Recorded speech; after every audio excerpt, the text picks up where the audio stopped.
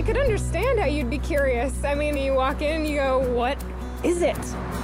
What is this place? Walking to a Church of Scientology is very much a new kind of experience. It's not like a church that I was used to walking into, you know. It's very modern looking, you know, very, very clean. You know, it was a very friendly atmosphere. People come in every day, all the time. Just walking in.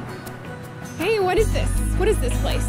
I'd like to know. One of the things that you definitely see is a lot of displays. We have panels, there's video displays that are just designed just to answer questions. It answers every question that they could possibly have about what is Scientology.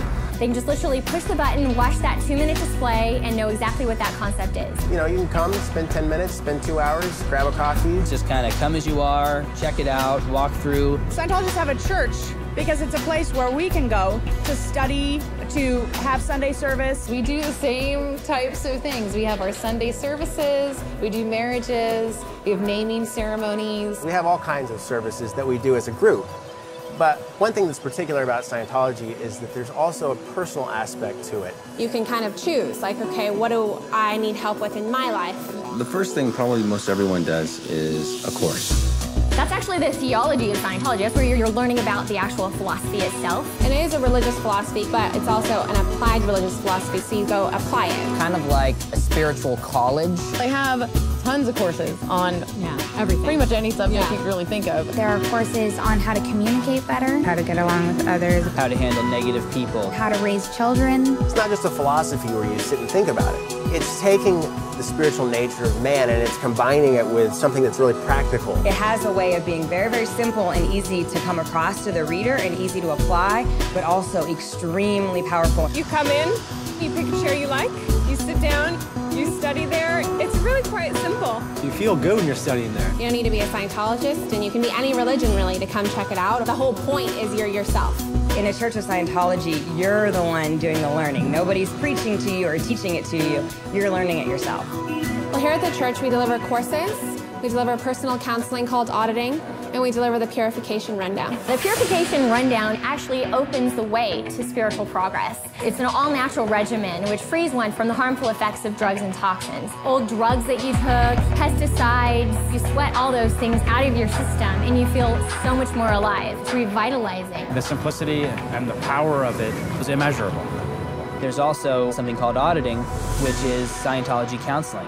And that is extremely unique. That is where you actually get rid of the unwanted emotions and unwanted habits, psychosomatic illnesses. There's no hypnosis involved in it. There's no analyzation. No one tells you what's wrong with you.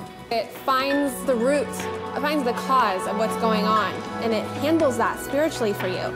You are given back yourself. You start to recognize really who you are. And that's really spiritual enlightenment. What they use in auditing is an instrument called an e-meter, which really helps a person to locate areas of pain and trauma that you may not be totally aware of. Anybody can walk into a Church of Scientology and just right off reception get a demonstration of the e-meter for themselves. I mean, literally the person can walk up and see for themselves how that actually works. The tools in Scientology are used for you to help you with the areas of your life that you're having trouble with. It's a personal experience for an individual. And it's not lumping everyone into the same ball of wax because we all know it, we're all different. Any person that walks into my course room is a totally new person with their own story, with their own life. And as you take that journey, you become more and more you. You become more and more an individual. After all, that's what we have to offer the world, is our own unique view. There's churches in Paris, in London, in New York, Moscow, Germany, all over Europe. In Madrid, in Africa. The best way to find out about something is really to look for yourself. It's as simple as opening the door. You're always welcome.